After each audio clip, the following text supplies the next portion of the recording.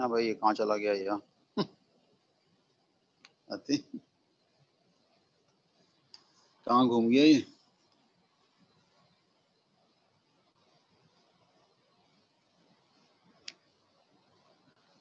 Meet chat सही।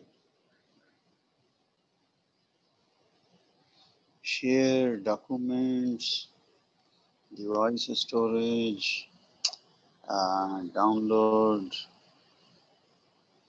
2.1 करना है ना।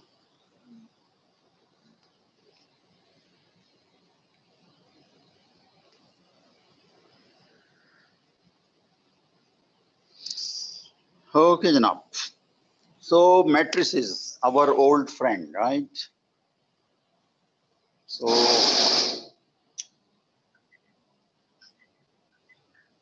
as we say, there are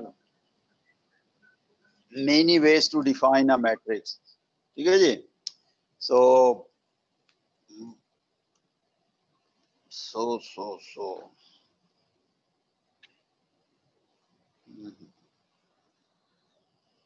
one way is this कि आप इसको कैसे, इसने लिखा ना टू वेज, वो मेरे ख्याल है टू नहीं है, थ्री वेज हैं। कितने हैं? Three ways. Why I am saying three veg?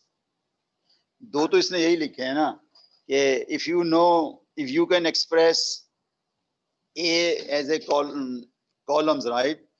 तो मिसाल के तौर पर ये A1 जो है वो पहला कॉलम है, ये दूसरा कॉलम है, ये आखिरी कॉलम है। तो अगर इन कॉलम को आप साइड बाय साइड लिख देना तो क्या बन जाएगा? एक मैट्रिक्स बन जाएगी। दूसरा तरीका ये है कि आप कहें यार ठीक है ये कॉलम्स होते होंगे, लेकिन मैं इसको इस तरह से विजुअलाइज करूंगा, it is a bunch of numbers. इसको कहते हैं रेक्टेंगुलर एरे ऑफ नंबर्स। तो अगर आप ऐसे जा रहे हैं तो ये आपने पहली रो स्पेसिफाई कर दी, ये आपने दूसरी कर दी, ये आपने जेथ रो कर दी, ठीक है?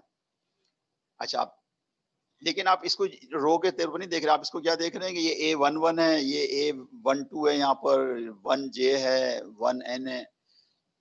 बेसिकली ये रेक्टेंगुलर एरे ऑफ नंबर्स कहलाता है। तो ये दूसरा तरीका है। तीसरा तरीका वही है कि ये आप कह लेंगे कलेक्शन ऑफ रो है, ये रो 1 है, यहाँ से कहीं रो 2 होगी, यहाँ से कहीं रो नंबर I होगी, and so on. Okay, so that's the way to visualize a matrix. ठीक है जनाब? Three ways.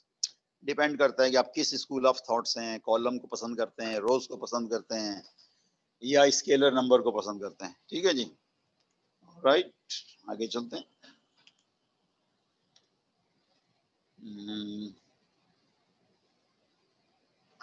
अच्छा, अब ये बताइए कि ये जो हमने मैट्रिक्स लिख दी है,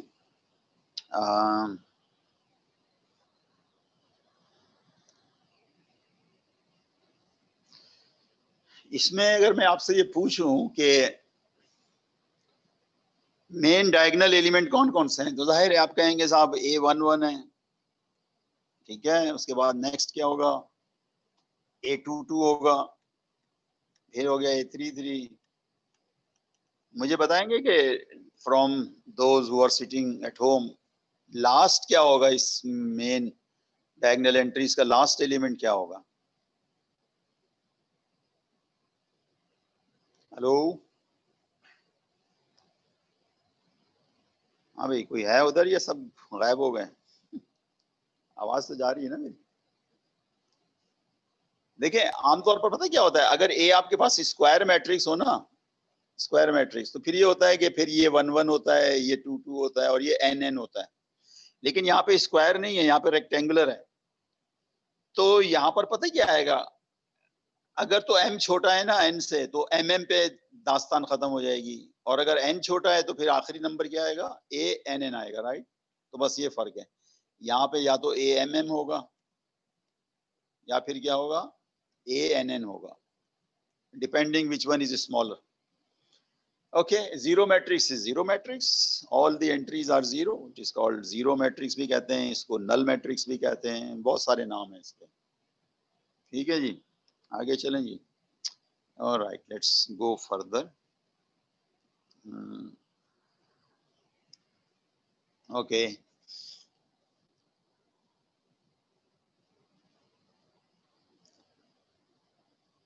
जी,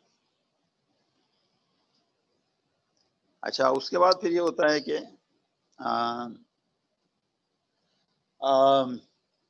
मतलब this is the typical mathematical style कि कुछ डिफाइन करते हैं फिर फौरन थ्योरम आ जाती है। तो अभी हमने क्या डिफाइन किया था, मैट्रिक्स डिफाइन की थी ना। तो इसमें एक कंसेप्ट है एडिशन का, तो इन्होंने डिफाइन तो नहीं किया, लेकिन एडिशन का मतलब यही है कि एलिमेंट वाइज एडिशन, यानी अगर एक मैट्रिक्स है ना आपके पास 1 2 3 4 और दूसरी मैट्रिक्स है 7 8 9 13, तो एडिशन का मतलब है एलिमेंट वाइज, यानी क्या हो जाएगा 7 और 1 8 हो जाएगा, फिर 10 हो जाएगा, फिर 13 हो जाएगा, फिर 17 हो जाएगा। So that's the meaning of addition, element wise addition.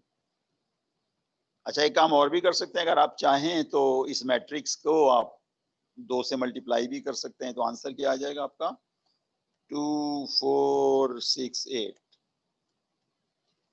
ये चीज कहलाती है scalar multiple of A matrix. ठीक है जनाब।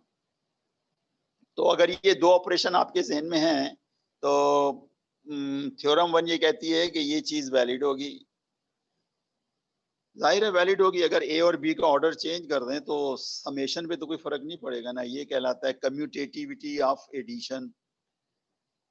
अच्छा, इसमें आप ये कहलाता है एसोसिएटिविटी, यानी अगर आप 3 मैट्रिसेस है ना ए बी एंड सी, और अगर आप इसकी बात कर रहे हो ए प्लस बी प्लस सी, तो जाहिर है पहले आप किसी दो को ऐड करोगे ना, और फिर बाद में रिजल्ट को थर्ड में ऐड करोगे। तो ये आप इस तरीके से भी कर सकते हो, ए प्लस बी देन सी ऐड कर लो, या आप ऐसे भी कर सकते हो बी प्लस सी कर लें और फिर उसके बाद क्या कर लें आप ए कर लें, तो दोनों क्या आएंगे इक्वल आएंगे। तो यही बी कंडीशन है जिसको हम कहते हैं एसोसिएटिविटी। ठीक है। सी सिंपल है, अगर किसी भी मैट्रिक्स में जीरो मैट्रिक्स आप ऐड कर देंगे तो कोई फर्क नहीं पड़ेगा। डी का भी मतलब सिंपल है कि दो मैट्रिसेस हैं, एक स्केलर है, आप पहले सम कर लो मैट्रिसेस को और स्केलर से मल्टीप्लाई कर लो, या स्केलर से करने के बाद ऐड कर लो, सेम आएगा। So same is the story here and there. ये यूजुअल प्रॉपर्टीज हैं किसकी, थ्योरम्स की, जब एडिशन और स्केलर मल्टीप्लिकेशन इन्वॉल्व हो। ठीक है ना। अच्छा अच्छा, ये मैट्रिक्स मल्टीप्लिकेशन है, मैं थोड़ा सा आपको याद कराऊं मैट्रिक्स मल्टीप्लिकेशन आप कैसे करते हैं। इफ मैं छोटी सी एक एग्जांपल लेता हूं, फर्ज कर लें हमारा ए जो है वो 1 2 3 4 है, और हमारा बी जो है वो 1 1 2 3 4 7 है। ठीक है, तो हमें ये डिफाइन करना है, क्या डिफाइन करना है, A B. So there are many ways. अगर आप बी को इस तरह से लिख लें B1 B2 B3, ठीक है जी। तो मेरा ख्याल है ए बी अगर आपको याद होगा, आपने मतलब मेनी वेज। एक तरीका ये भी है कि आप पहले ए को B1 से मल्टीप्लाई कर लें, फिर ए को B2 से कर लें, फिर ए को B3 से कर लें। इसको कहते हैं the generating the product column wise. यानी बेसिकली ये चीज जो होगी ना ए टाइम्स B1, ये ए बी का पहला कॉलम होगा। तो अब जरा मुझे बताएंगे ए टाइम्स B1 क्या होगा। याद रखें ये मेरा ए है और B1 क्या है मेरा 1 1। तो मैं 1 1 को इससे मल्टीप्लाई कर रहा हूँ 1 3 2 4 से। तो बताओ क्या आएगा जल्दी से, मेरा ख्याल है यू विल एग्री 4 एंड 6 आ जाएगा। उसके बाद हम ये करते हैं कि हम इसको हटा देते हैं, और अब हम क्या करें, अब दूसरा कॉलम ले आए किसका, बी का, विच इज 2 3। सो 2 3 से आप मल्टीप्लाई कर लें तो कितने हो जाएंगे 11, और क्या आएगा भाई 2 2 जा 4 एंड 12 16। ये दूसरा कॉलम हो गया ए बी का। उसके बाद हमें क्या करना चाहिए भाई, 4 7 लिखना चाहिए यहाँ पे, ये थर्ड कॉलम है बी का 4 7। अब 4 7 से मल्टीप्लाई कर लें आप तो कितने आ जाएंगे 25, और नीचे कितने आएंगे भाई 28, और 8 कितने होते हैं 36। तो याद आ गया ना, इस तरीके से आप मल्टीप्लीकेशन करते थे। लेकिन सवाल ये है कि यही क्यों है, why this multiplication the define the way we have presented, कुछ और क्यों नहीं हो गया। देखिए बाज़ औक़ात ऐसा होता है कि किसी काम के से पहले आपको लॉजिक बताई जाती है कि भाई this is the logic and you have to do this.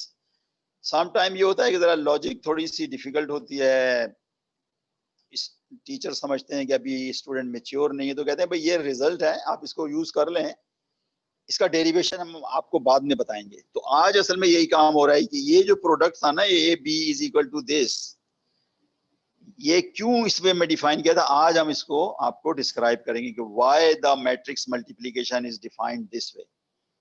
तो उसके लिए मैं आपको ये बताता चलूं कि ये जो मैट्रिक्स होती है ना, ए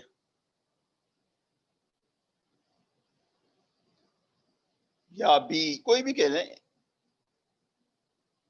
इनके जरिए से you can have many things, you can achieve many things. अगर आपको याद होगा तो सबसे पहला इसका जो था ना यूज ये था कि आपने कहा था कि मैं अगर ए दिया जाए तो मैं एक सिस्टम बना सकता हूं और उसको मैं देख सकता हूं कि वो सॉल्व कर सकते हैं या नहीं कर सकते। अच्छा, दूसरा ए का यूज ये था कि आपने कहा कि साहब अगर मेरे पास कुछ 4-5 वेक्टर्स हैं तो मैं उनको I can put them in one place और वो मैट्रिक्स हो जाएगी, फिर मैं उसकी चेकिंग कर सकता हूँ कि ये जो कॉलम्स हैं डिपेंडेंट है या इंडिपेंडेंट है। अच्छा, तीसरा यूज ये आया था कि ए जो था ना वो ए जो था ना वो दो स्पेसेस को आपस में रिलेट कर रहे थे, यानी लीनियर ट्रांसफॉर्मेशन आ गई थी। तो जो लीनियर ट्रांसफॉर्मेशन है ना, उसमें अब दो चीजें, एक तो सिंपल लीनियर ट्रांसफॉर्मेशन है और एक क्या है, कंपोजिट लीनियर ट्रांसफॉर्मेशन। तो अब मैं जरा एक पिक्चर बनाता हूं आपके सामने और देखते हैं कि मैट्रिक्स मल्टीप्लिकेशन ऐसे क्यों डिफाइन की गई थी। ठीक है जनाब, so let's have a picture, सही है जनाब। तो बेसिकली पिक्चर जो है कहाँ बनाया जाए, चलें कोशिश करते हैं बनाने की।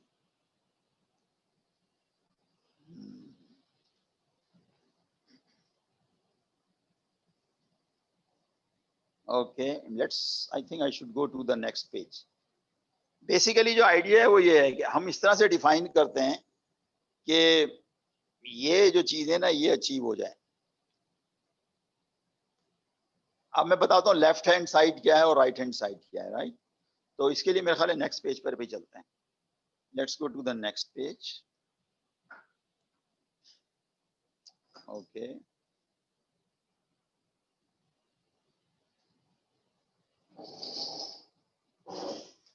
यार पे आप पूरा वहां आ जाओ ना ताकि मैं देखता रहूं आपको।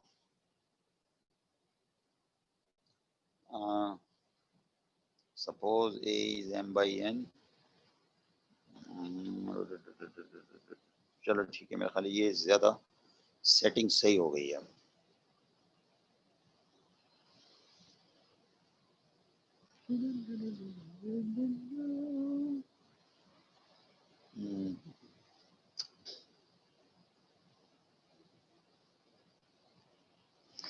ओके जी, अब गोल पता क्या है, गोल ये है कि जो यानी हम ये चाहते हैं, मेरे ख्याल अच्छा पहले पिक्चर बना लूंगा। पिक्चर पिक्चर किधर बननी चाहिए पिक्चर।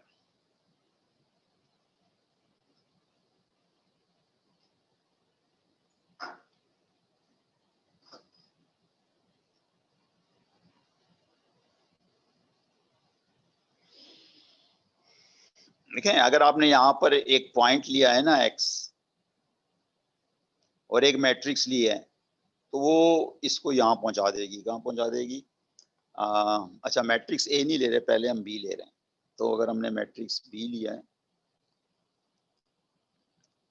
बी, तो ये कहाँ पहुंच जाएगा, ये पॉइंट x, ये बी एक्स पे पहुंच जाएगा। ठीक है, फिर उसके बाद हमने एक और मैट्रिक्स ली ए, जो बी एक्स को कहाँ पहुंचा देगी, ए ऑफ बी एक्स। सही है। अच्छा, अब एक इमेजिन करें, इमेजिन ये करें कि आपके पास ए भी है और बी भी है, तो हम डायरेक्ट भी तो यहां से जा सकते हैं अंडर अंडर ए बी। तो ये वाला पॉइंट जो होगा ना ये हो जाएगा A B of X. A B of x.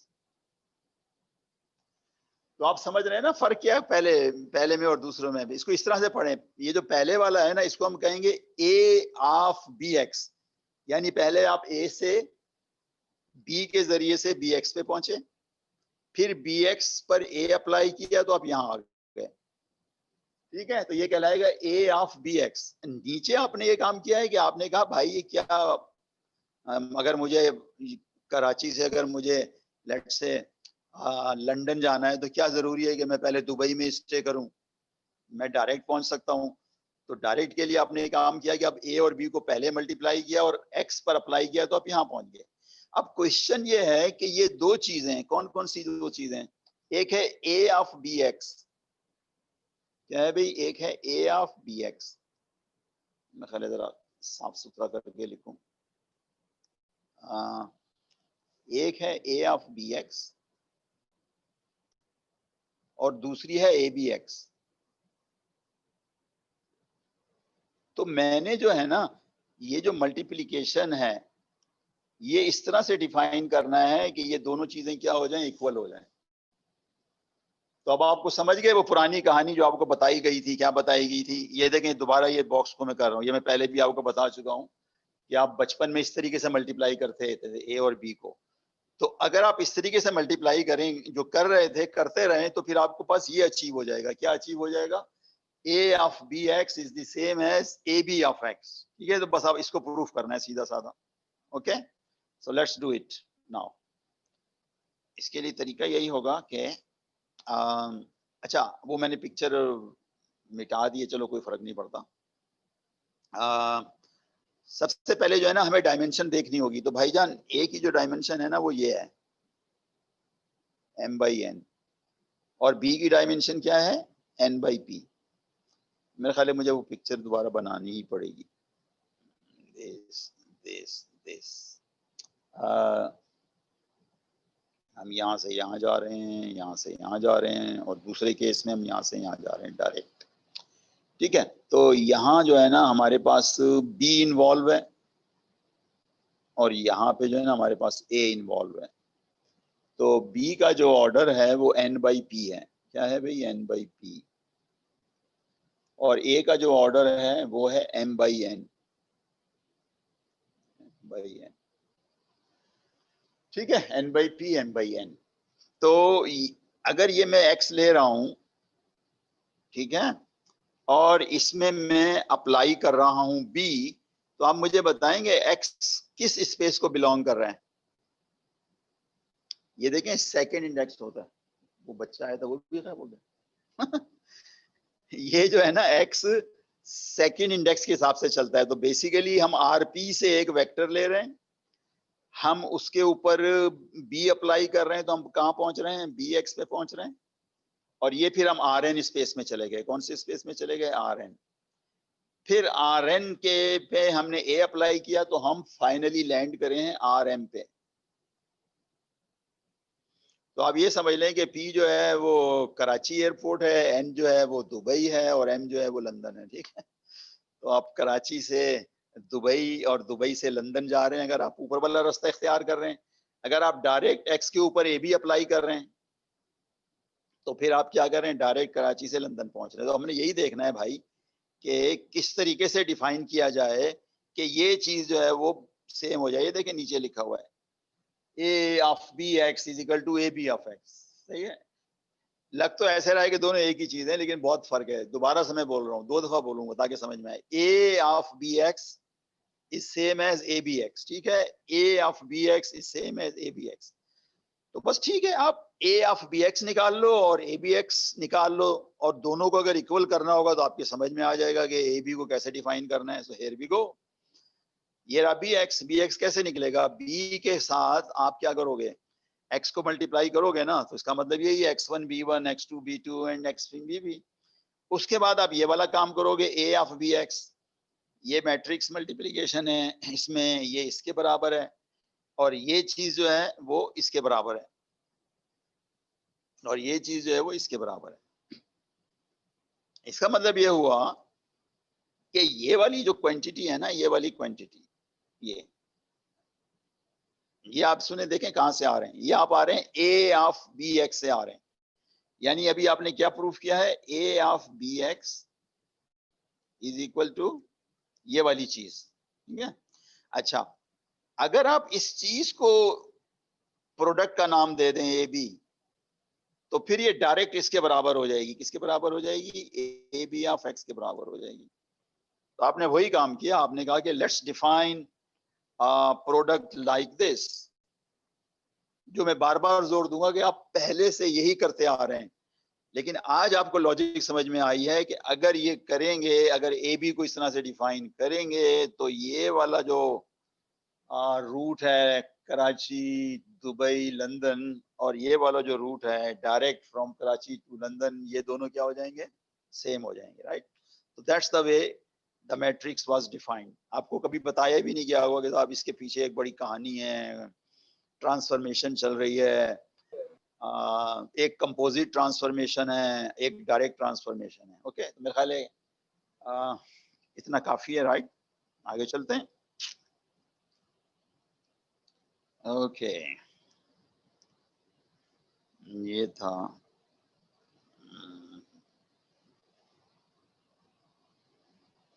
ये अभी हमने okay, right, suppose A is this. Okay, let's गो, आगे चलते हैं, थोड़ा सा पेज नंबर 4 की तरफ चलते हैं। Okay, let's page 4। अच्छा, आगे जो है वो बस एग्जाम्पल है और कोई खास बात नहीं है। लेट्स सी, क्या हो गया भाई, कौन सा आ गया यहाँ,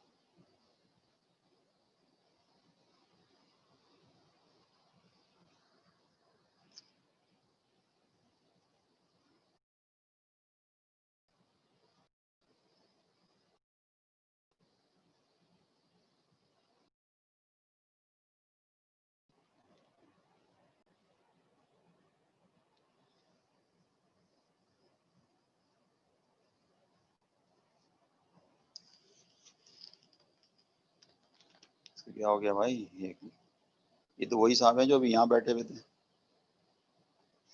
ये वही है ना जो अभी गया है यहाँ से, क्या कर,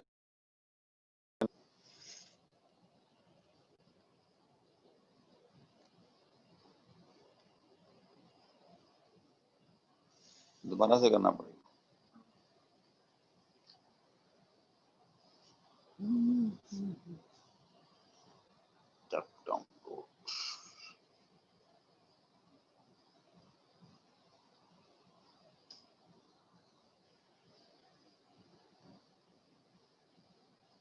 ओके जी, सो 1 2 3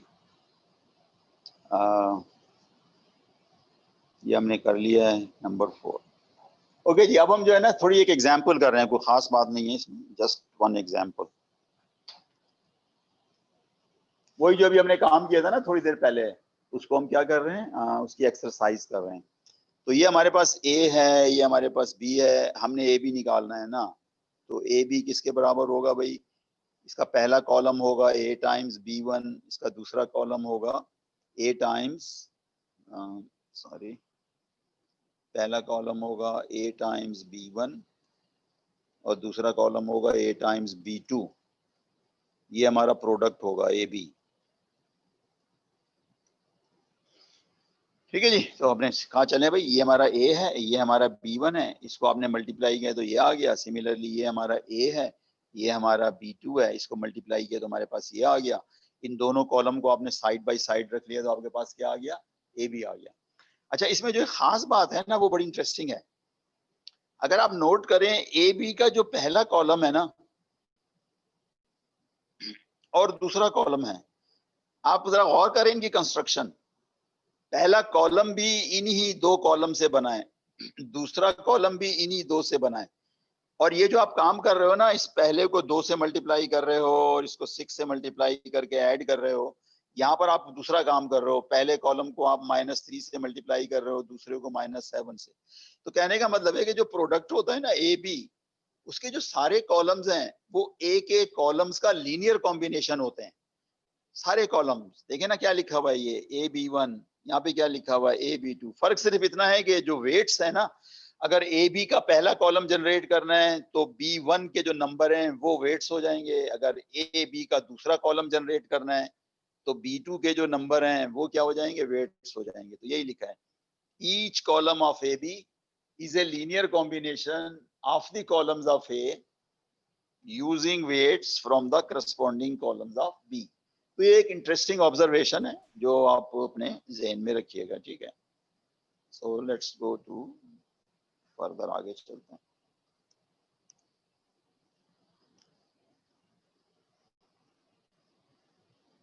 ऑलराइट, अब ये थोड़ा सा जो है वो आपको प्रैक्टिस करा रहा है कि मतलब है कि मल्टीप्लिकेशन तो एक स्टेप आगे है ना। पहला स्टेप तो ये होता है ना कि if the multiplication is defined, तो डिफाइन का तो आपको पता ही है ना कि अगर ए का ऑर्डर जो है वो लेट्स से अल्फा बीटा है और बी का ऑर्डर जो है वो गैमा डेल्टा है, तो ए बी जब भी डिफाइन होगा ना, जब ये दो नंबर क्या होंगे, सेम होंगे, बीटा और गामा, जब जब ए बी डिफाइन होगा। और अगर हम इसको उल्टा लिख लें, गैमा डेल्टा अल्फा बीटा, तो बी ए जब डिफाइन होगा जब गैमा और अल्फा क्या होंगे, सॉरी डेल्टा और अल्फा क्या होंगे, सेम होंगे, राइट। तो ये पुरानी चीज आपको याद करा रहा है, ठीक है। अच्छा, और मजे की बात है, जब ये डिफाइन होगा तो ए बी का जो ऑर्डर होगा वो अल्फा टाइम्स डेल्टा होगा, और अगर बी ए डिफाइन है तो इसका ऑर्डर क्या होगा, gamma times beta. Okay, here we go. ये रहा हमारा ए। कितना ऑर्डर है भाई इसका, 4 रोज एंड 3 कॉलम्स। और ये क्या है भाई, 3 रोज एंड 2 कॉलम्स। इसका मतलब है जो एंड होगा ना वो इस तरह होगा, ये तो मतलब मैच कर गए, 4 रोज 2 कॉलम्स। तो हमें नहीं पता क्या है, बस हमें ये पता है कि उसमें ये 8 एंट्रीज होंगी, राइट। अच्छा, अगर बी ए डिफाइन करने की कोशिश करेंगे तो मेरा ख्याल है आप नहीं कर सकेंगे, इसलिए कि बी का ऑर्डर क्या है जरा बताओ, 3 रोज एंड 2 कॉलम्स। और यहाँ पर क्या चल रहा है भाई, 4 रोज एंड 3 कॉलम्स। तो ये डिफाइन नहीं है, तो हम क्या लिखेंगे, विच इज अनडिफाइंड। ठीक है जी, which is undefined. Okay, alright. बस ये उसने समरी बता दी है कि अगर ए जो है एम बाई एन है, बी जो है वो एन बाई पी है, तो ए बी जो है वो क्या होगा, एम बाई पी होगा, जो हम बहुत देर से, हमें पहले से ही पता है। Okay, let's quickly move to the next slide.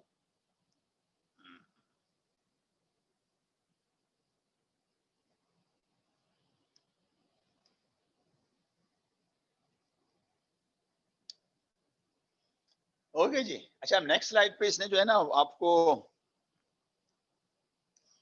असल में आपको याद होगा कि आपने मल्टीप्लिकेशन जो है ना वो कई तरीके हैं डिफाइन करने के। एक तो हमने वही बताया ना आपके पास कि अगर आपने ए बी कैलकुलेट करना है तो आप क्या करते हैं, ए को पहले B1 से मल्टीप्लाई कर देते हैं, ठीक है, और फिर आप ए को किससे मल्टीप्लाई करते हैं, B2 से, एंड सो ऑन। दूसरा तरीका ये, असल में इसको हम पता क्या कहते हैं, इसको हम कहते हैं कि हम जनरेशन कर रहे हैं कॉलम के हिसाब से, पहले ए बी का पहला कॉलम जनरेट कर रहे हैं, फिर दूसरा, फिर तीसरा।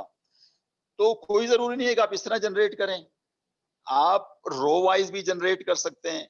इवन अगर आप चाहें ना तो एट रैंडम भी कर सकते हैं, पहले ये वाला एलिमेंट निकाल लिया, फिर ये वाला निकाल लिया, फिर ये वाला निकाल लिया। तो यहाँ पर यही बता रहा है आपको कि अगर आपने ए बी का आई जे कंपोनेंट निकालना है ना, तो आप आईएथ रो ले लें ए की, ये आईएथ रो है जनाब ए की, और ये जेथ कॉलम है बी का, इन दोनों का आप मल्टीप्लीकेशन करके ऐड कर लें, यानी this time this plus this time this time this, ठीक है। तो ये भी एक तरीका है, राइट। और इसका एक तरीका ये भी है कि आप, अभी हमने जो ज्यादा जोर दिया था ना, इस पर जोर दे रहे थे, इस पर, यानी हम कॉलम वाइज जनरेट कर रहे थे, AB1 AB2 and so on. आप चाहें तो रो वाइज भी जनरेशन कर सकते हैं। रो वाइज का मतलब क्या होगा कि आप ऐसा करें कि पहले ये हमारा ए है ना, और ये हमारा बी है, ठीक है। तो आप एक काम करें कि पहले कॉलम से आप इसको मल्टीप्लाई करें, यानी आप रो फिक्स कर दें। आप ये और ये करोगे तो ये पहला एलिमेंट्स आ जाएगा, फिर आप रो फिक्स रख के कॉलम दूसरा ले रहे हैं तो आप इसको मल्टीप्लाई करोगे तो दूसरा रो एलिमेंट आ जाएगा पहली रो का। रो फिक्स है, तीसरा कॉलम लोगे तो आप ये आ जाएगा। तो आपने देखा ना कि जो पहला अप्रोच था उसमें ये था कि हम ए B1 को फिक्स करते थे, ए की सारी रो से मल्टीप्लाई करते थे, फिर हम B2 को फिक्स करते थे। यहाँ पर हम उल्टा काम कर रहे हैं, पहले रो 1 को फिक्स कर रहे हैं और तमाम कॉलम के साथ ले रहे हैं, फिर रो 2 को फिक्स करेंगे। यानी कहने का मतलब है पहला मेथड क्या था, कॉलम वाइज जनरेशन। ये कौन सा मेथड है, रो वाइज जनरेशन। और अगर आप चाहें तो एट रैंडम भी जा सकते हैं, ठीक है। तो अगले पेज पे इसकी एक एग्जांपल है जिसमें ये रो वाइज जनरेट कर रहा है। किसको जनरेट कर रहा है, प्रोडक्ट को। So let's go to next slide, right?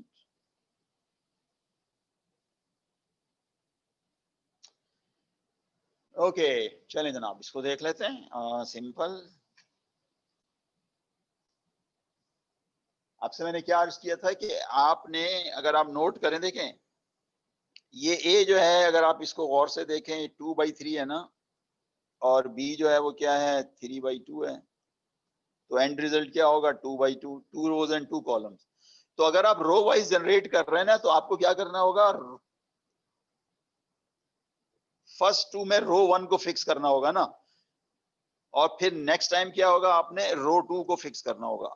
अच्छा, जब रो 1 फिक्स हो गई तो अगर कॉलम 1 है और रो 1 है तो ये वाला एलिमेंट्स आ जाएगा। ये बोल्ड आप समझ गए ना, ये क्या कर रहा है, 1 एलिमेंट जनरेट कर रहा है। उसके बाद क्या कर रहा है, रो 1 अभी तक उसने वही रखी है, अब ये दूसरा कॉलम उठा लिया, ठीक है जी। तो ये क्या जनरेट हो गया आपके पास, पहले ये जनरेट हो गया था, अब ये जनरेट हो गया। अब रो 1 जनरेट हो गई ना, अब आप रो 2 लें ए की, और फिर वही काम करें, कॉलम 1 से मल्टीप्लाई करके ऐड कर लें, तो आपके पास ये तो पहले ही जनरेट हो गए थे ना, ये भी जनरेट हो गया 2। उसके बाद रो 2 अभी तक फिक्स है, अब ये कॉलम 2 आ गया, इसको मल्टीप्लाई किया, ये पहले से ही जनरेट थे और ये आ गया, ठीक है जी। तो दोनों तरीके समझ में आ गए ना, रो वाइज और कॉलम वाइज। लेकिन जो मैट्रिक्स मल्टीप्लिकेशन डिफाइन की गई थी ना, वो बेसिकली कॉलम वाइज ही की गई थी, इसलिए कि जहन में क्या था, मैं दोबारा से वहीं वापस जा रहा हूँ, ज़हन में ये था कि ए ऑफ बी एक्स जो है ना, इसको इसके बराबर करना है ए बी ऑफ एक्स के। तो इसलिए हमारी जो ओरिजिनल डेफिनेशन है वो वही है, कौन सी, कि ए और बी गिवन है, तो पहले आप क्या करें, प्रोडक्ट का फर्स्ट कॉलम जनरेट कर लें, फिर सेकंड जनरेट कर लें, थर्ड जनरेट कर लें। लेकिन आप इस तरह भी जा सकते हैं जैसा इस स्लाइड में है, पहली फर्स्ट एलिमेंट का फर्स्ट रो का फर्स्ट एलिमेंट, फर्स्ट रो का सेकंड एलिमेंट, फिर सेकंड रो का फर्स्ट एलिमेंट, फिर सेकंड रो का second element. Okay, so let's go to number next slide.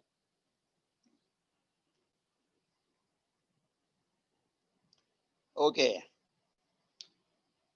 अच्छा जनाब, यहाँ पर पता है क्या हो रहा है, जैसे मैंने शुरू में बताया था कि मैथमेटिशियन और बेसिकली उनको मेरे ख्याल है 3 चीजें ही आती हैं, राइट। एक तो एक्सियोम्स होते हैं, फिर डेफिनेशंस होती हैं, फिर थ्योरम्स होती हैं। मगर वो ये ना समझेंगे बस 3 है, हर एक के नीचे एक समंदर है, राइट, ठीक है। तो अब पहले देखें ना, पहले एडिशन था तो एक थ्योरम आ गई थी जिसका नंबर था थ्योरम 1। यहाँ तक हमारे पास 2 चीजें आ गई हैं, यानी एडिशन भी आ गई है और मल्टीप्लीकेशन भी आ गई है, तो हमारे पास एक और थ्योरम आ गई है, राइट। थ्योरम सिंपल ये कहती है कि आपके पास अगर 3 मैट्रिसेस हैं और आप उनको मल्टीप्लाई कर रहे हैं, तो जनाब आली आपने पहले किसी 2 को करना है ना। तो अगर आप पहले बी सी को मल्टीप्लाई कर लें फिर ए के साथ, या पहले ए बी और सी के साथ, तो दोनों रिजल्ट सेम आएंगे। देखिए इसमें जो ए बी और सी का ऑर्डर है वो चेंज नहीं हुआ, पैरेंथेसिस सिर्फ चेंज हुई है। आप कहीं ये ना करने बैठ जाइएगा कि ए बी सी जो है वो इसके बराबर है, ए सी बी के बराबर है, नहीं, ये रॉन्ग है, राइट। मतलब है कभी सही भी हो सकता है लेकिन नॉट ऑलवेज ट्रू। तो असल जोर ये दिया जा रहा है कि ए बी और सी का ऑर्डर सेम रखना है, सिर्फ पैरेंथेसिस आप क्या कर सकते हैं, आगे पीछे कर सकते हैं। तो ये कहलाता है एसोसिएटिव लॉ ऑफ मल्टीप्लिकेशन। दूसरा ये है कि आपके पास 2 मैट्रिसेस हैं, आप उनको सम करके एक तीसरी के साथ मल्टीप्लाई भी कर सकते हैं। तो ये जो लेफ्ट डिस्ट्रीब्यूटिव है, इसका मतलब यही है कि आप मल्टीप्लाई कर रहे हैं लेफ्ट से और उसको आप डिस्ट्रीब्यूट कर रहे हैं। देखें यहाँ पर मल्टीप्लिकेशन एक दफा हुआ है ना, पहले आपका सम है फिर मल्टीप्लिकेशन है, जबकि यहाँ पर आप 2 दफा मल्टीप्लाई कर रहे हैं और फिर सम कर रहे हैं। तो ये सारी यूजुअल प्रॉपर्टीज हैं जो आप देख लीजिएगा। ये स्केलर है। अच्छा, आइडेंटिटी वही है, जैसे होता है ना 1 टाइम्स 4 इज इक्वल टू 4, तो मैट्रिक्स में 1 की जगह आइडेंटिटी मैट्रिक्स आ जाती है। तो आइडेंटिटी मैट्रिक्स से अगर आप किसी भी मैट्रिक्स को मल्टीप्लाई करेंगे तो ओरिजिनल मैट्रिक्स आ जाएगी। ठीक है जनाब, ओके। अच्छा, अब एक और मसला है, हम रियल नंबरों से, रियल नंबर पे हमारे पास कुछ प्रॉपर्टीज होती है ना। कौन कौन सी प्रॉपर्टीज? जैसे 2 into 3 is equal to 3 into 2, सबको पता है, दोनों बराबर हैं। लेकिन मैट्रिसेस में ये जरूरी नहीं है, बल्कि मैट्रिसेस में तो ये भी जरूरी नहीं है कि अगर ए बी डिफाइन हो तो बी ए भी डिफाइन हो। मिसाल ले लें आप, फर्ज कर लें ए जो है वो 3/2 है और बी जो है वो 2/5 है। तो जनाब क्लियर हो गया ना, ए बी तो डिफाइन है मगर बी ए तो डिफाइन ही नहीं है, राइट। अच्छा, इवन अगर डिफाइन भी है ए बी और बी ए, तो जरूरी नहीं है कि उन दोनों को ऑर्डर सेम हो। यानी आप 3 जगह पे फंस सकते हैं, इसमें तो डिफाइन ही नहीं है ना। क्या चीज डिफाइन नहीं है? ए बी तो डिफाइन है, बी ए डिफाइन है, लेकिन फर्ज कर लें ए जो है वो 3/2 है और बी जो है वो 2/3 है। इसमें दोनों डिफाइन है, ए बी और बी ए भी, मगर ए बी का ऑर्डर है 3/3 और बी ए का ऑर्डर क्या है 2/2। चलें एक और केस ले लेते हैं कि साहब दोनों डिफाइन है, दोनों का ऑर्डर भी सेम है, लेकिन जरूरी नहीं है कि एलिमेंट भी सेम हो। तो कहने का मतलब है कि यू शुड बी केयरफुल कि अगर आप मैट्रिसेस में मैट्रिसेस पढ़ रहे हैं तो डोंट बी फूल के साथ रियल नंबरों वाली प्रॉपर्टीज भी लगेंगी, right. So it is not the case that A B always equal B A. इसके लिए कह रहा है कि साहब एग्जांपल 7 देख लें। बी प्रॉपर्टी आपको ये बता रही है, देखें अगर रियल नंबर में ऐसा होता था ना आपके पास, फर्ज कर लें ए रियल नंबर है, बी रियल नंबर है, सी रियल नंबर है, अगर आपके पास ये चीज होती थी तो आप फौरन कह सकते थे कि लेट मी कैंसिल ए और बी बराबर सी। लेकिन मैट्रिसेस थ्योरम में ऐसा नहीं है, यानी ए बी बी सी बराबर होते हुए भी जरूरी नहीं है कि आप ए को कैंसिल कर सकें, नहीं, नॉट नेसेसरली। एंड लास्ट चीज ये है कि अगर दो नंबरों का मल्टीप्लीकेशन 0 होता था तो पुराने जमाने में, पुराने से मुराद रियल नंबर, हम ये कहते थे कि इनमें से कम एक नंबर 0 होना चाहिए। लेकिन मैट्रिसेस में जरूरी नहीं है, दो मैट्रिसेस का मल्टीप्लीकेशन अगर नल है तो दोनों नॉन जीरो हो सकती हैं, ये कहने का मतलब है यहाँ पे। ठीक है, आगे चलें जी।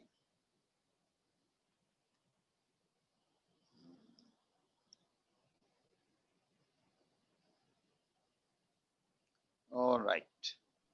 अच्छा, यहाँ पे सिर्फ आपको ये बताया जा रहा है कि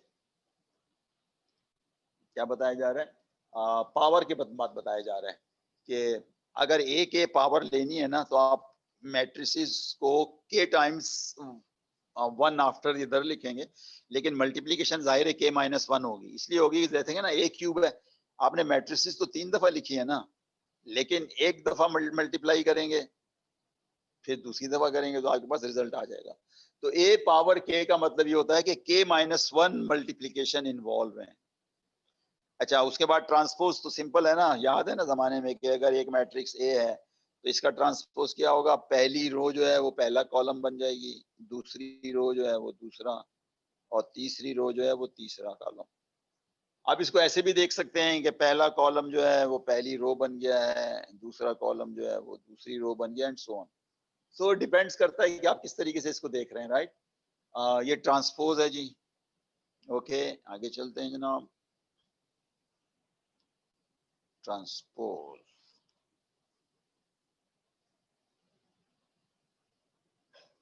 अच्छा यहाँ पर जो इसने बताया है ना, ये सिंपली जो है ना वो आपको कुछ रूल बताना चाह रहा है। क्या बताना चाह रहा है? रूल्स। असल में एक रूल आपको शायद याद होगा कि A B transpose is equal to B transpose into A transpose.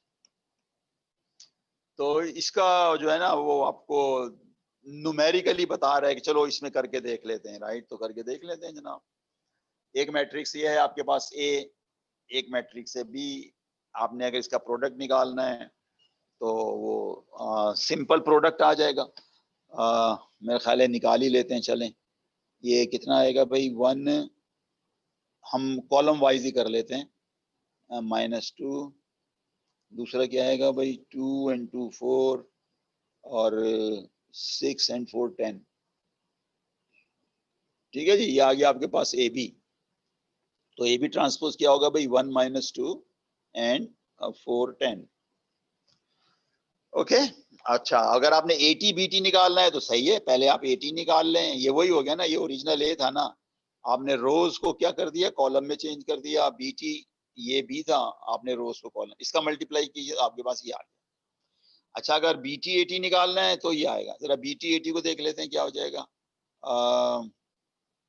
क्या हो जाएगा भाई, ये 1 यहाँ से आएगा, 0 0 थे, 1 आ गया। नीचे जाएंगे तो क्या आ जाएगा, 4 आ गया। यहाँ 0 और क्या आ जाएगा भाई, 3 0 -2। ये कितने होंगे यार, 3 0 -2, ये 1 आ गया। अच्छा, यहाँ पर क्या हो जाएंगे भाई, 3 0 7। एक मिनट, कुछ ऊपर मिस्टेक हुई है या मैं नीचे कर रहा हूँ मिस्टेक, आती की तरह देखना था ना।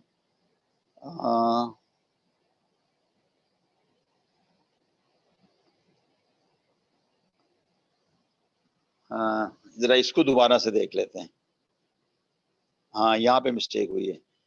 ये देखें, जो दूसरा एलिमेंट्स है ना, जब आप इसको करेंगे तो ये दूसरा एलिमेंट जो है ना वो 1 आएगा। ठीक है, अब आप देख लें, ये आपका ए बी है और ये आपका ए बी ट्रांसपोज है। तो हमने क्या लिखा था कि A B transpose is B T A T.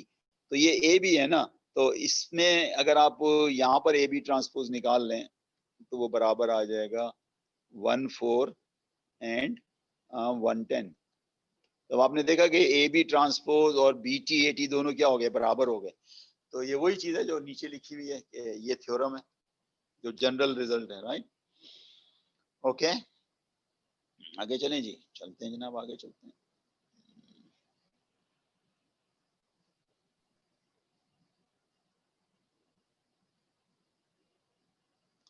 Alright. अच्छा, ये वही चीज है जो अभी थोड़ी देर पहले हम बातें कर रहे थे। क्या बातें कर रहे थे कि हम ये वाली, असल में हम ये वाली जो थ्योरम है ना, इसकी बात कर रहे थे। ये जो डी पार्ट है कि A B transpose is always equal to B T A T, right. अच्छा, अगर हम इसको इसका जनरलाइजेशन देखें तो हम ये देखना चाह रहे हैं कि ए बी सी ट्रांसपोज किसके बराबर होता है in term of original transform. तो ठीक है, ए बी सी टी का मतलब है आप ए बी को एक मैट्रिसेस मान लेना, तो अब आपके पास ये वाला रूल अप्लाई हो जाएगा। ये किसके बराबर हो जाएगा, सी टी पहले आ जाएगा और ए बी टी बाद में चला जाएगा, और ए बी टी फिर वही बात आ गई, ये बी टी और ए टी के बराबर हो गया। और इसी चीज को हम इस तरह से भी लिख सकते हैं, C T B T A T. कहने का मतलब सीधा साधा यार कि अगर आपने ए बी सी का ट्रांसपोज लेना है इंडिविजुअल ट्रांसपोज की टर्म में, तो आप मैट्रिसेस का रिवर्स कर देंगे। यानी ऊपर तो लिखा था ना ए बी सी टी, यहाँ पे क्या जाएगा, C T B T and A T. ठीक है। अच्छा, और ये जो ए है ये तो सिंपल है ना, ए पार्ट। अगर आप ट्रांसपोज का ट्रांसपोज लेंगे, पहला ट्रांसपोज क्या करेगा, रो एंड कॉलम को इंटरचेंज कर देगा, दूसरा फिर वही करेगा। इसका मतलब है बैक टू पवेलियन। तो ए टी टी ए के बराबर आ गया। यहां पर आप ये कह रहे हैं कि ए प्लस बी का जो ट्रांसपोज है वो बराबर है A transpose plus B transpose के। ठीक है, यानी पहले सम करके ट्रांसपोज ले लें या इंडिविजुअल ट्रांसपोज के बाद आप सम ले लें, दोनों चीजें क्या होंगी, बराबर है। इसी तरीके से ये सी जो है ये भी प्रॉपर्टी है, किसकी प्रॉपर्टी है,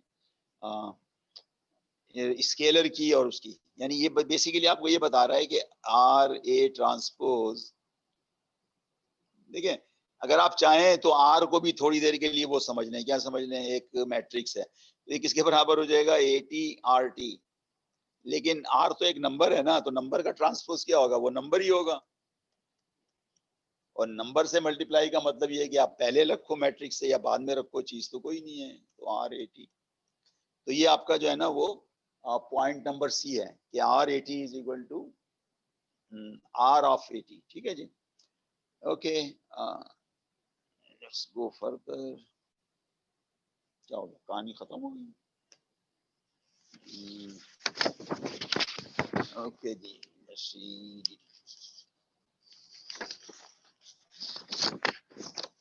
Okay, so let's go to the 2.2 की तरफ चलते हैं। ठीक है, ये हमारे पास हो गया 2.2। all right, share documents, device stage, download,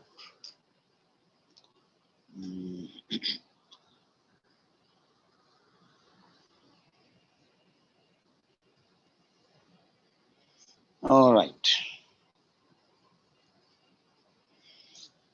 okay, the old friend, जिसको हम क्या कहते हैं, इनवर्स कहते हैं। ठीक है,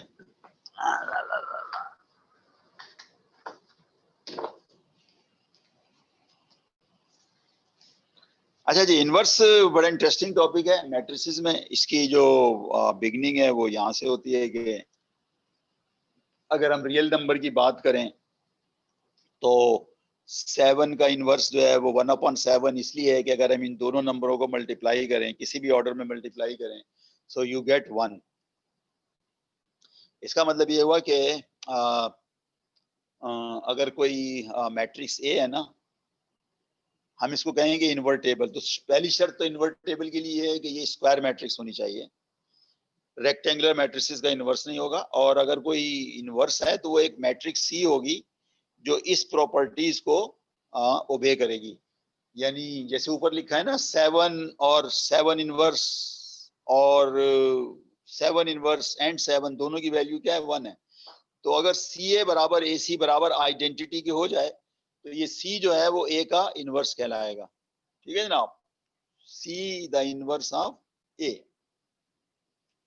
ओके, अब ये कह रहे हैं कि साहब फर्ज कर लें कि मैट्रिक्स ए है, फर्ज कर लें कि वो स्क्वायर भी है, फर्ज कर लें कि उसका इनवर्स भी है। तो अब हम ये प्रूफ कर रहे हैं कि इनवर्स हमेशा क्या होगा, यूनिक होगा, राइट। तो मैथमेटिशियन का जो फेवरेट वे है ना बताने के लिए यूनिक, वही कहते हैं कि थोड़ी देर के लिए हम सपोज कर लेते हैं कि ए जो है वो इसके 2 इनवर्सेस हैं, यानी एक का नाम बी है और एक का नाम क्या है, सी है। और कुछ कैलकुलेशन के बाद जो कि वैलिड होंगी, अगर हम ये शो कर दें कि बी और सी सेम है, तो फिर आप यही कहोगे ना यूनिक है। इसलिए कि जो आप ऊपर बी एंड सी कह रहे थे, आखिर में आपने देखा कि बी और सी क्या है, सेम है, राइट। तो अब जरा इसको प्रूव करना है, जरा गौर से देखिएगा। आपको क्या बताया गया है कि ए के 2 इनवर्सेस हैं, राइट। इसका मतलब पता है क्या हुआ, इसका मतलब हुआ 4 कंडीशनें आपके पास मौजूद हैं। वो ये है, गौर से देखिएगा। ए बी जो है ये भी आइडेंटिटी है, इसलिए कि बी ए का इनवर्स है, और ये भी आइडेंटिटी है। और क्या आई है भाई, ए सी भी आइडेंटिटी है, इसलिए कि सी भी ए का इनवर्स है, और सी ए भी क्या है, आइडेंटिटी है, राइट। इसका मतलब है इस आई की जगह मैं इन चारों में से कोई चीज लिख सकता हूँ, राइट। ठीक है, लेकिन मुझे ये वाला लिखना चाहिए, सॉरी ये वाला लिखना चाहिए, इसलिए कि अगर ये लिखोगे ना तो उसमें कोई फायदा नहीं होगा, आपको सी नहीं इन्वॉल्व होगा ना। तो आप और कर रहे हैं ना कि चारों आई हैं लेकिन सी सिर्फ थर्ड में और फोर्थ में है। ठीक है, तो आप ए सी भी लिख सकते हैं और सी ए भी लिख सकते हो। तो लेट्स ट्राई ए सी। अगर ए सी से काम नहीं बना तो क्या लिख लेंगे, सी ए लिख लेंगे, राइट। अब ये जो आपको याद है ना मैट्रिक्स मल्टीप्लिकेशन क्या होती है, एसोसिएटिव होती है। तो सी इधर चला जाएगा, बी ए इधर आ जाएगा। अब हम ये वाली चीज यूज कर लेंगे कि ए और बी एक दूसरे का इनवर्स है ना, तो बी ए की जगह हम क्या लिख लेंगे, आई लिख लेंगे, सी का आई सी सी के बराबर आ गया। तो साबित हो गया ना कि सी और बी क्या है, सेम है। यानी मैट्रिक्स का जो इनवर्स है या तो एग्जिस्ट ही नहीं करेगा सीधा साधा, लेकिन अगर एग्जिस्ट करेगा तो हमेशा क्या होगा, यूनिक होगा। ठीक है, the inverse of A is, इसको डिनोट कैसे करते हैं, a माइनस 1, ठीक है ना। ओके,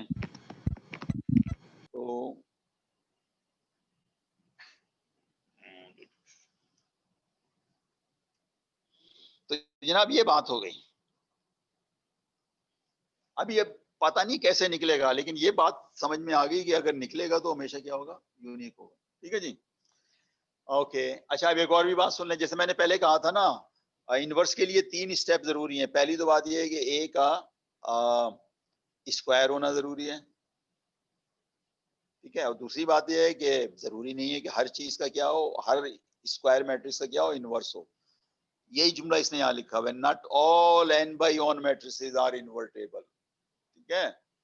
तो वो मैट्रिक्स जो कि इन्वर्टेबल नहीं है उसको हम सिंगुलर मैट्रिक्स भी कहते हैं, और जो इन्वर्टेबल हो उसको हम क्या कहते हैं, नॉन सिंगुलर कहते हैं ना, ठीक है। असल में सिंगुलर का मतलब होता है अकेला, राइट, तन्हा। तो आमतौर पर हम ये कहते हैं कि ए जो है ना, अगर ए इनवर्स एग्जिस्ट कर रहा है तो ये एक दूसरे के कंपेनियन है। इस सेंस में जो है ना, अगर इनवर्स एग्जिस्ट करेगा तो वो नॉन सिंगुलर कहलाएंगी, और अगर ये नहीं होगा, खाली ए होगा, तो हम ए को क्या कहेंगे, सिंगुलर। सो नॉट इन्वर्टेबल और सिंगुलर एक ही चीज है, और इन्वर्टेबल और नॉन सिंगुलर ये भी क्या है, एक ही चीज है, राइट, ठीक है। अब जरा अगले नेक्स्ट स्लाइड पे हम देखते हैं कि under what condition you have a inverse and under what condition you don't have inverse. Okay जी, चलें साहब थोड़ा सा आगे बढ़ते हैं। ओके, तो सबसे पहले हम एक काम करते हैं कि ये जो 2x2 की मैट्रिसेस होती है ना, इसका इनवर्स चेक करना बहुत आसान होता है। इसको बेसिकली हम जो है ना एज ए डेफिनेशन ले सकते हैं कि अगर हमारे पास कोई मैट्रिक्स ए है ना, ये वाली, तो इसका इनवर्स पता है क्या होगा। सबसे पहले आप ए और डी का इंटरचेंज कर लें। आपने देख रहे हैं यहाँ पे डायगोनल डी और सी आ गया है, और ऑफ डायगोनल का साइन चेंज करना है।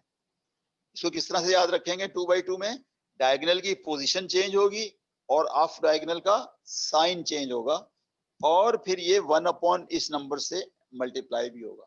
तो ये जो नंबर है ना a d minus b c, जाहिर है अगर ये 0 हो गया तो डिवीजन इनवैलिड हो जाएगी। इस नंबर को कहा जाता है मतलब वैसे तो इसके बड़े मीनिंग है। पहली तो बात यह है कि अगर a d minus b c 0 हो गया तो फिर इनवर्स नहीं आएगा, तो फिर हमारे पास क्या हो जाएगा, ए इज नॉट इन्वर्टेबल हो जाएगी, यानी दूसरे लफ्जों में ए क्या हो जाएगी, सिंगुलर हो जाएगी, ठीक है। और अगर ये 0 नहीं है तो फिर इन्वर्टेबल होगी, आंसर ये मौजूद है, फिर हम ए को क्या कहेंगे, नॉन सिंगुलर कहेंगे। अच्छा बाय द वे ये जो चीज है ना, ये हम आगे डिटेल में पढ़ेंगे। अभी मेरा ख्याल है चैप्टर 2 चल रहा है ना, चैप्टर 3 में डिटर्मिनेंट है। हाँ यू आर राइट, ये डिटर्मिनेंट है, ठीक है। अच्छा एक छोटी सी एग्जांपल ले लेते हैं, 2 मैट्रिसेस लिखूंगा, आप मुझे बताइएगा कि किसका इनवर्स है और किसका नहीं है।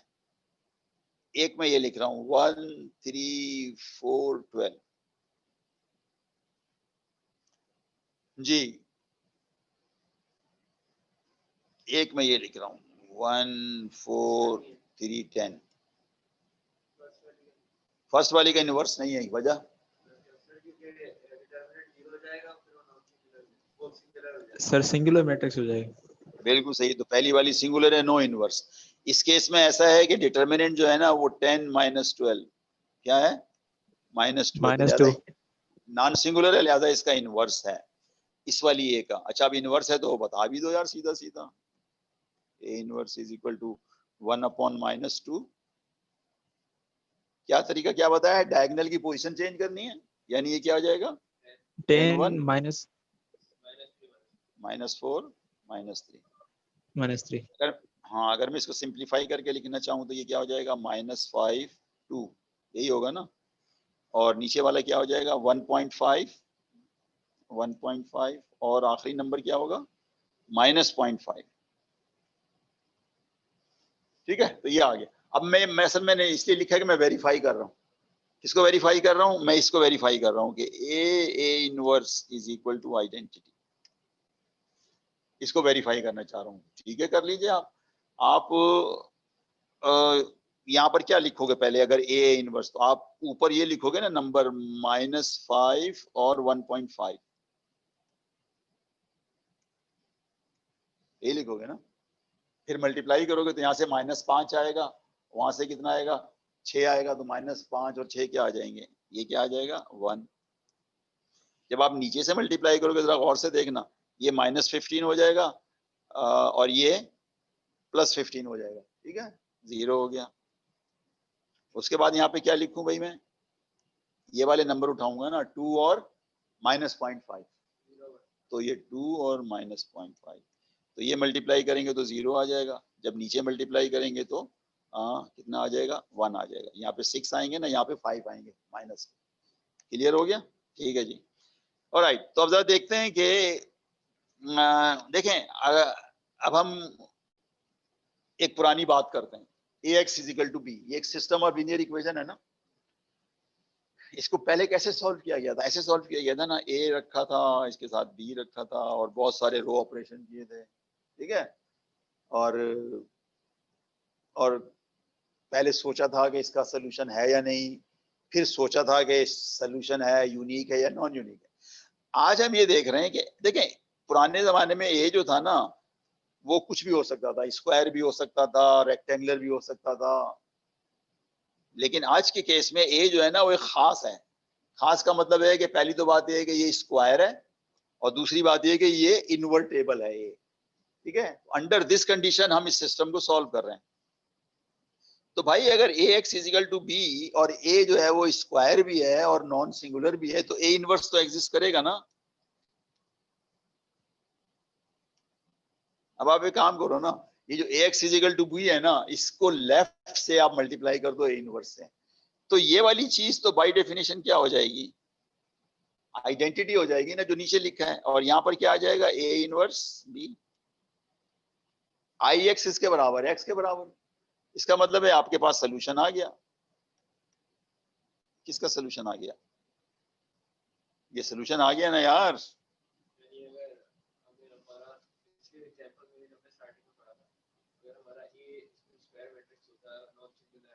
तो आप इस तरीके से भी निकाल सकते थे आंसर, ठीक है ना।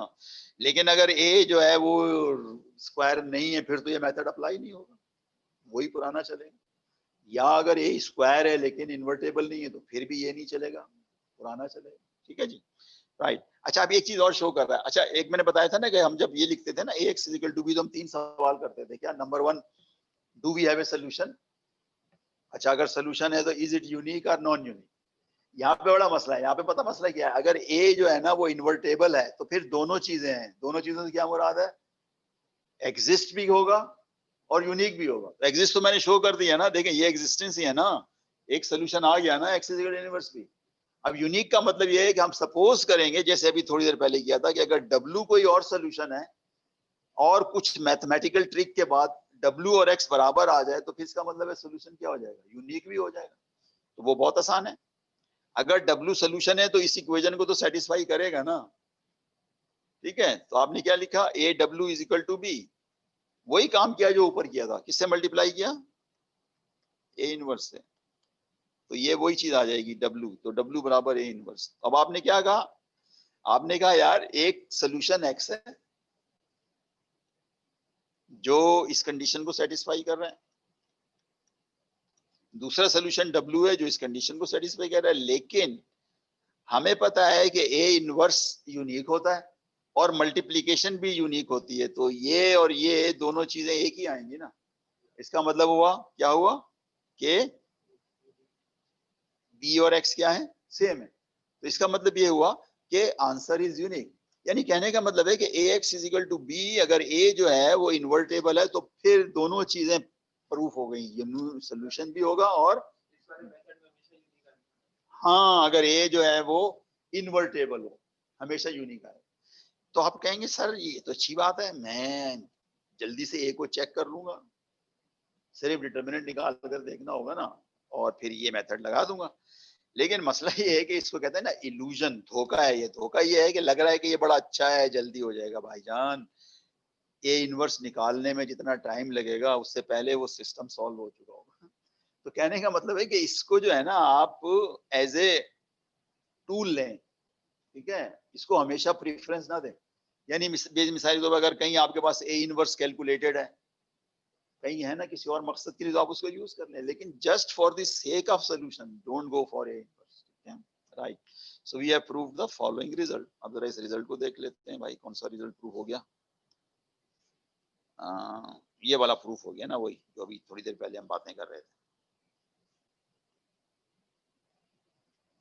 Right. A is an invertible matrix, then for each. अच्छा, एक और बड़ी मजे की बात है, पहले जमाने में तो ये होता था ना कि किसी बी के लिए सोल्यूशन निकल रहा है, किसी के लिए नहीं निकल रहा, किसी के लिए यूनिक है, याद है ना। इस केस में तो बड़े मजे की बात हो गई कि अगर ए जो है वो इन्वर्टेबल है, तो फिर ये सोल्यूशन जो है तमाम पॉसिबल बी के लिए होगा। आपने बी एक लिया, फिर दूसरा लिया, फिर तीसरा लिया। That is very interesting, right. उसकी वजह यही है कि ये जो कंडीशन होती है ना इन्वर्टेबल, ये बड़ी स्ट्रॉन्ग कंडीशन होती है, ये बहुत सारी चीजों को जो है ना फिक्स कर देती है आपके पास, ठीक है। A inverse equal to B. क्या हो गया, टाइम हो गया या अभी है? 2-4 मिनट अभी हैं, चलें आगे चलते हैं। आगे इसका एक एग्जांपल कर लेते हैं, ठीक है।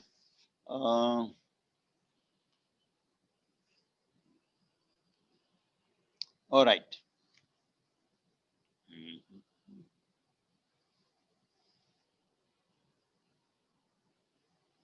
थोड़ा सा ये प्रैक्टिस भी हो जाएगी किस चीज की, इनवर्स वगैरह की। ओके, हमें ये वाला जो है ना सिस्टम सॉल्व करना है। अच्छा, एक काम करते हैं, ये चलें, वो आप घर जाके कर लीजिएगा, घर जाके आप ये काम कीजिएगा, -753 -2, वही पुराने मेथड से आप हल कीजिएगा, आपके पास आंसर आ जाएगा, उसको फिर इससे वेरीफाई कर लेंगे, ठीक है। तो सबसे पहले तो चेक ये है ना कि ये जो ए है ना, आप इसका डिटर्मिनेंट निकाल लें। डिटर्मिनेंट असल में इस तरीके से नोट किया जाता है, और ये बराबर किसके होगा, -7 इंटू -2 -3 इंटू 5। तो मेरा ख्याल है ये आंसर शायद -1 आ जाएगा, ठीक है। क्या आ जाएगा, -1, ठीक है। ये वही है 14 -15, वो ऊपर से 14 आया था प्लस का, नीचे से माइनस आया था। अच्छा, ये क्या है, ये वही चीज है, आपने क्या किया है, डायगोनल की पोजीशन चेंज कर दी है। ओरिजिनल -7 -2 था, अब क्या हो गया, -2 -7। 3 5 था, और ये इसके साइन चेंज हो गए। अब मजे की बात है, चारों नेगेटिव है, बाहर -1 लिखा हुआ है, तो सिंप्लीफाई होकर ये आ गया। तो बेसिकली ये और ये एक दूसरे के इनवर्स हैं, और मैं हमेशा जोर देता हूं कि छोटी छोटी एग्जांपल न्यूमेरिकल मिस्टेक कर सकते हो, तो इसको वेरीफाई कर लें। तो इसको वेरीफाई अगर आप करना चाहें तो क्या करो, 2 5 यहाँ लिखो, 3 7 यहाँ लिखें, आगे क्या लिखो भाई, -7 5 और 3 -2, जरा मल्टीप्लाई करो जल्दी से। -14 और +15 1 आ जाएगा, यहाँ माइनस के 35 प्लस के 0, ये क्या हो जाएगा भाई, 6 और -6 0, 15 एंड -14 1। ये प्रूफ हो गया कि दोनों एक दूसरे के क्या हैं, इनवर्स हैं। अच्छा, अब सोल्यूशन क्या आएगा, सोल्यूशन ये आएगा x is to a inverse of b। a inverse ये है, b क्या है आपके पास, 2 and 1। आ गया आंसर, क्या आ गया भाई, 4 and 3 7 17। तो अब अगर आप चाहें तो यहाँ पर 7 लिख लें, यहाँ पे 17 लिख लें, जरा देखें ये सोल्यूशन सेटिस्फाई हो रहा है। यहाँ से -49 आएंगे, वहां से 51, 2 हो गया। नीचे अगर आए 35 है, और -34 इज इक्वल टू क्या आ गया, 1 आ गया, राइट। तो ये एक छोटा सा मतलब है, इलस्ट्रेशन है। किसका इलस्ट्रेशन है, कि आप ax इज टू b को ऐसे भी सॉल्व कर सकते हैं। कैसे सॉल्व कर सकते हैं, a इनवर्स b के तौर पे, ठीक है।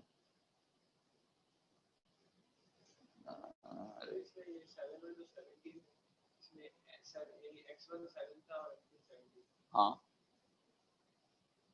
अरे वो तो सोल्यूशन था ना यार मैंने इसीलिए तो यहाँ पे वेरीफाई करके भी दिखाया था ना आपको। ओके,